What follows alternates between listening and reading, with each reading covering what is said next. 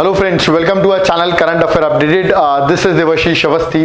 जैसे कि मैंने प्रॉमिस किया था आपको कि we are going to soon start with the evening series. So हमने इवनिंग सीरीज स्टार्ट कर दी है, जिसका मैं आज लेक्चर 1 आपके सामने लेके आया हूँ, जिसमें हम डिस्कस करेंगे इस इवनिंग सीरीज में हम प्रीवियस ईयर्स के क्वेश्चन।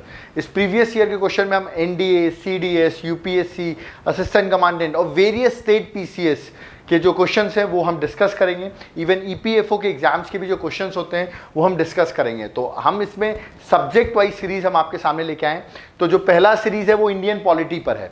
तो याद रखिएगा, इसमें total number of questions 15 questions होंगे, प्लस सेकेंड चीज इसमें होगी हर 2 दिन में 9 PM पे आएगा। कहने का मतलब जैसे आज संडे है तो आज 9 PM पे आया, फिर then Tuesday it will come, every second day the series would going to become. आज पॉलिटी है, द नेक्स्ट टॉपिक क्या होगा वो आपको मेरी मॉर्निंग सीरीज जरूर देखनी पड़ेगी 10 AM वाली, जिसमें मैं डिक्लेयर किया करूंगा कि आज इवनिंग में आपको कौन सी सीरीज आने वाली है। तो मॉर्निंग सीरीज को जरूर ध्यान दें, इसमें आपको पता चल सके इवनिंग में हम कौन सा टेस्ट पेपर लाने वाले हैं या कौन सा टॉपिक के हम क्वेश्चंस आपके सामने लाएंगे। ओके, इसको मैंने 2 दिन सिर्फ इसलिए किया है, हर 2 दिन में। मैं इसको डेली भी कर सकता था, बट 2 दिन मैंने इसलिए किया है कि पहले मैं इसका आउटपुट देखना चाह रहा हूँ कि आप लोग को सीरीज पसंद आ रही होगी। अगर अच्छी लग रही होगी तो हम इसको रेगुलर भी कर देंगे।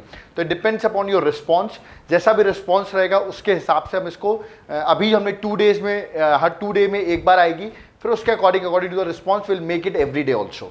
सो चलिए स्टार्ट करते हैं। That is from Indian polity. Okay, तो पहला क्वेश्चन आपके सामने है।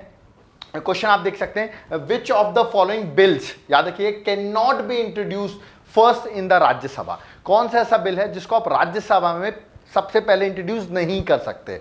ठीक है, तो पहला ऑप्शन लिखा हुआ bill bringing a state under president rule. President rule जब लगाया जाता है आर्टिकल 356, तो क्या उस टाइम पर हम उस बिल को राज्यसभा में इंट्रोड्यूस नहीं कर सकते स्टार्टिंग में।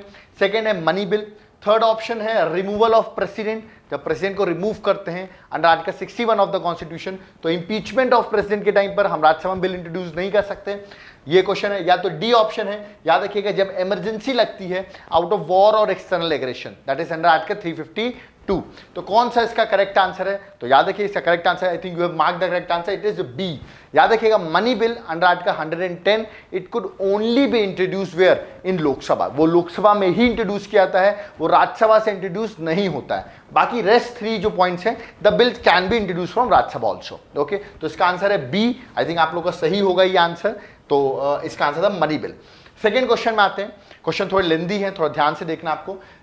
Which one is not true, याद रखिएगा, नॉट ट्रू पूछा है मैंने regarding the bills in the parliament. तो बिल से रिलेटेड क्वेश्चन है ये। पहला स्टेटमेंट देख सकते हैं आप कि legislative process begins with the introduction of a bill in either house of the parliament. मतलब अगर हमें बिल इंट्रोड्यूस करें तो किसी भी हाउस में इंट्रोड्यूस कर सकते हैं, whether it is a Lok Sabha और राज्यसभा, एक्सेप्ट मनी बिल। पहला स्टेटमेंट पूछा गया, नॉट ट्रू। करेक्ट होगा तो आंसर नहीं होगा। सेकेंड है bill can be introduce either by a minister और a private member. Private member bill introduce कर सकता है या तो मिनिस्टर। थर्ड है अगर डेडलॉक आता है। ओके, तो याद रखिएगा इसमें बोला गया है कि 2 हाउसेस, स्पीकर जो है वो कॉल करेगा joint sitting of the parliament. जो लोकसभा का स्पीकर होता है वो ज्वाइंट सिटिंग बुलाएगा। एंड डी ऑप्शन है joint sitting of 2 houses presided by the speaker of the Lok Sabha. Remember, joint sitting कौन प्रिसाइड करेगा? स्पीकर लोकसभा का। तो इनमें से कौन सा स्टेटमेंट रॉन्ग है? Remember, not true. तो इसका करेक्ट आंसर है सी।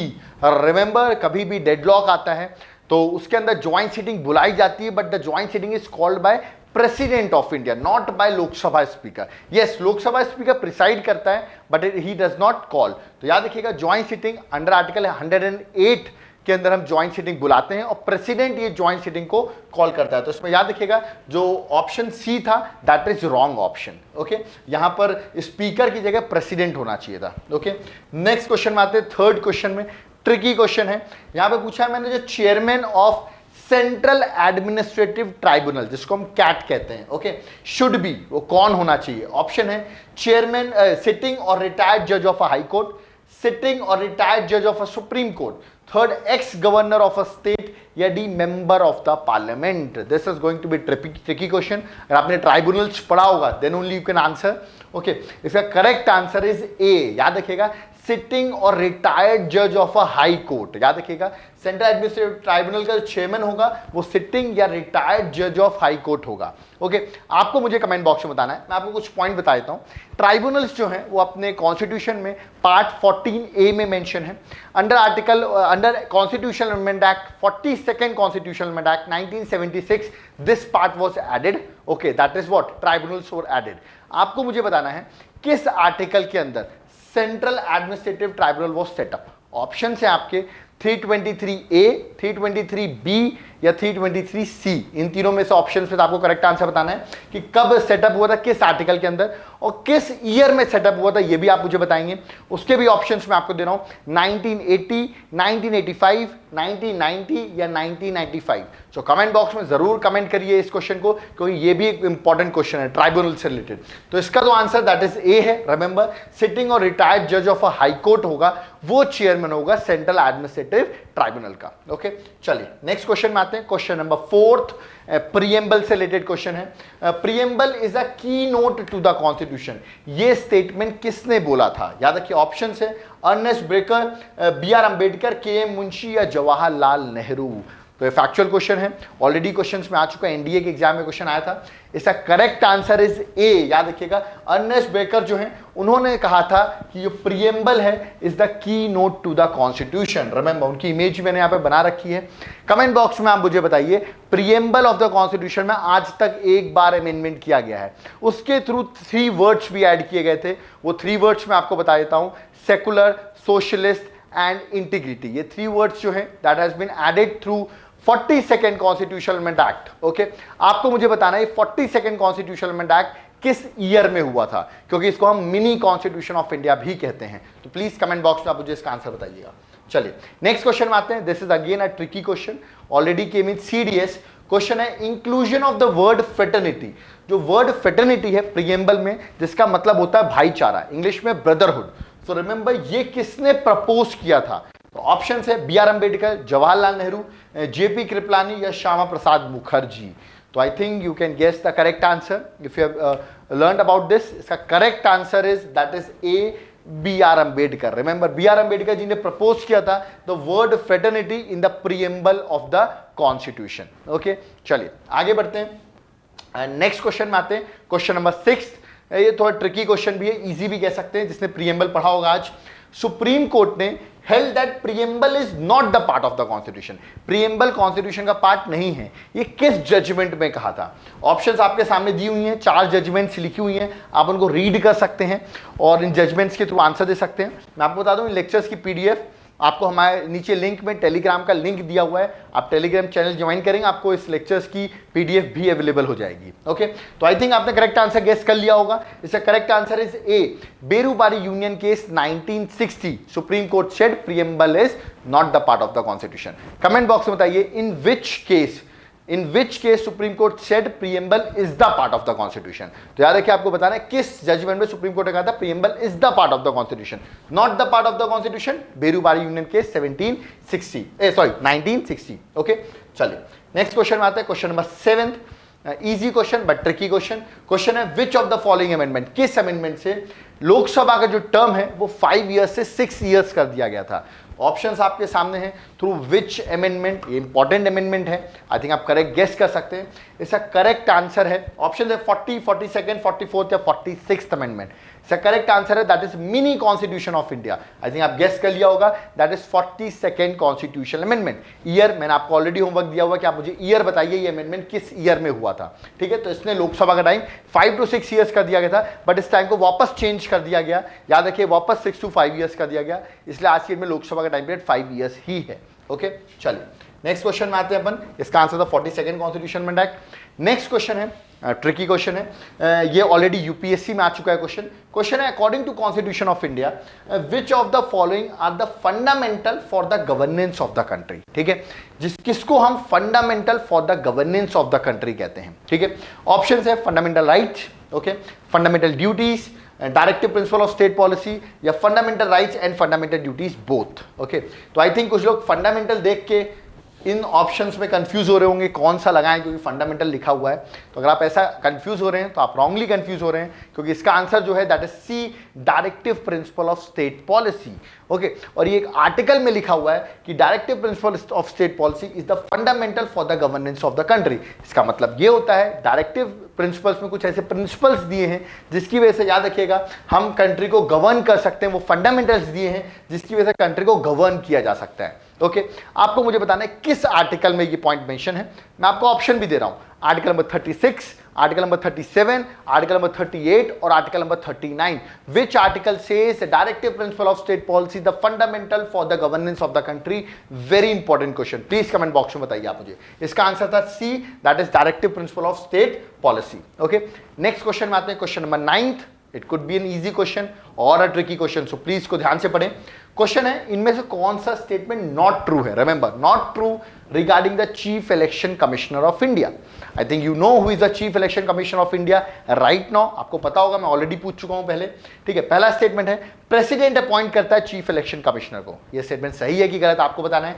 Second, chief election commissioner remember remove होता है उस सेम प्रोसेस से जिस प्रोसेस से जज of supreme court is removed. Okay, third statement, जो अदर इलेक्शन कमिश्नर्स होते हैं, रिमेंबर जो अदर इलेक्शन कमिश्नर्स होते हैं, they can be removed by president but on the recommendation of chief election commissioner. क्या ये स्टेटमेंट सही है कि चीफ इलेक्शन कमिश्नर जो है वो रिकमेंडेशन देता है तब अदर इलेक्शन कमिश्नर हटते हैं? या option D, T Swaminathan was the first chief election commissioner of India. इनमें से कौन सा स्टेटमेंट रॉन्ग है? आई थिंक इसको फैक्चुअल नॉलेज पता होगा, इसकी आंसर है डी, याद रखिएगा, क्योंकि पहले चीफ इलेक्शन कमिश्नर जो इंडिया के थे उनका नाम है सुकुमार सेन, रिमेंबर। तो ये स्टेटमेंट गलत है, बाकी तीनों स्टेटमेंट करेक्ट हैं। तो इसका आंसर है दैट इज ए डी। और मैं आपको कुछ बात बता दूं, पहले जो थे chief election commissioner that is Sukumar Sen, और पहली वुमेन जो चीफ इलेक्शन कमिश्नर बनी थी उनका नाम याद रखना आपको, दैट इज वीएस रामदेवी, याद रखिएगा। Rama Devi was the first women who became the chief election, first woman chief election commissioner of India। और I think who is the present, वो आपको पता होगा, आपने बहुत बार कमेंट ऑलरेडी किया है, तो कमेंट चाहे तो कर सकते हैं, but I know you know. Okay, next question में आते हैं, क्वेश्चन नंबर 10th क्वेश्चन में, विच of the following is not the fundamental duty for the Indian citizens? Fundamental duties की बात करते हैं तो आपके अंदर आर्टिकल नंबर 51 कैपिटल ए आपके दिमाग में आता होगा। ओके, बिल्कुल सही आता है। आपके दिमाग में part 4A of the constitution आता है, ये भी सही है।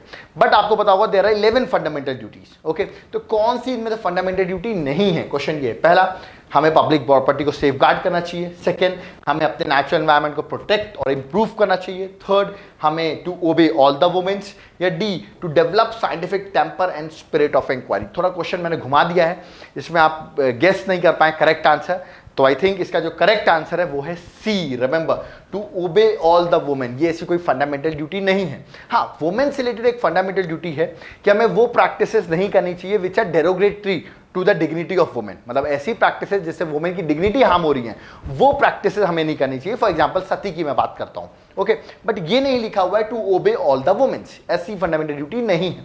Rest all 3 are the fundamental duties. Remember, fundamental duties किस अमेंडमेंट के थ्रू, कमेंट बॉक्स में बताइए, फंडामेंटल ड्यूटी किस अमेंडमेंट के through 10 fundamental duties were added in our constitution and 11th fundamental duty were added through 86 constitutional amendment act 2002। ठीक है, तो 10 fundamental duty किस आर्टिकल से ऐड हुई थी वो आपको मुझे कमेंट बॉक्स में बताना है। ओके, तो इसका करेक्ट आंसर है सी। ओके, तो चलिए आगे बढ़ते हैं, सी इसका करेक्ट आंसर था।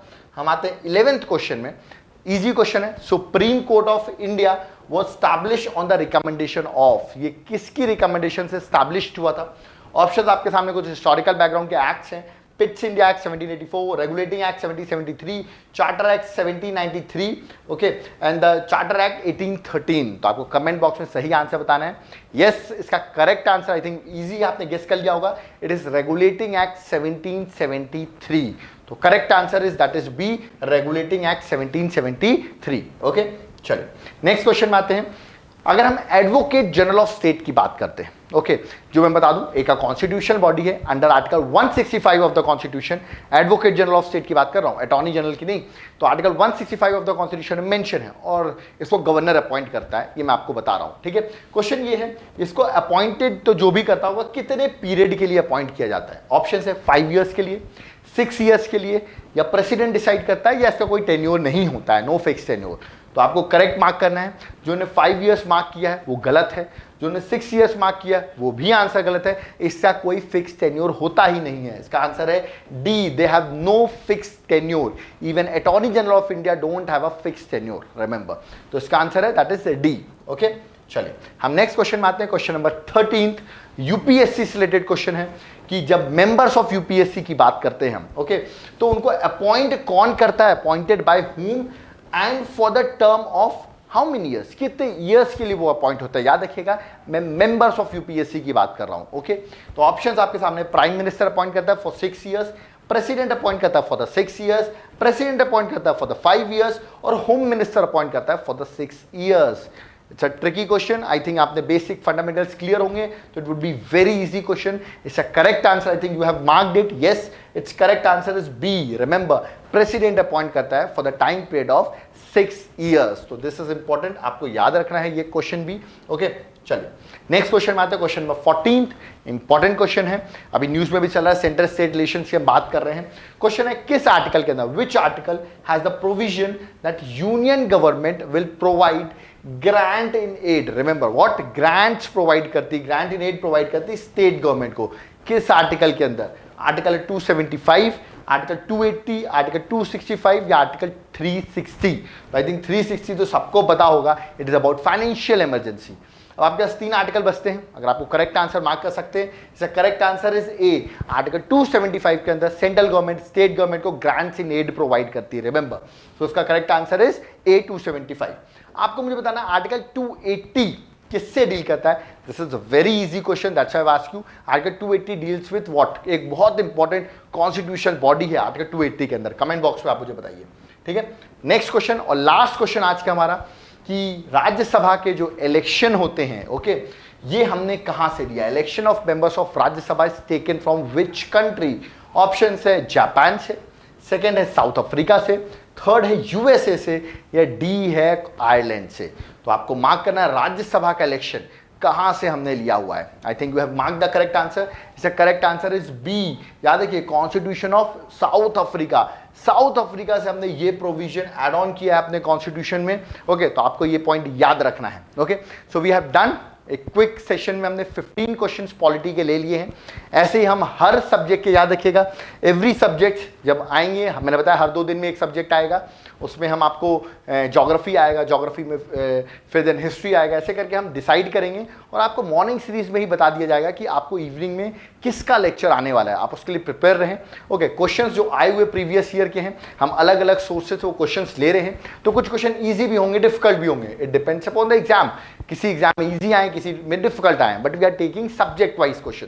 तो आपने I think 15 questions subject wise polity के किए होंगे। आपको कैसे लगे क्वेश्चन, आपकी क्या स्कोरिंग रही, कमेंट बॉक्स में जरूर बताइए। मैं अभी कट ऑफ डिक्लेयर नहीं कर रहा हूं, I just wanted to get to know कि कितने क्वेश्चंस आपको बने हैं इसके।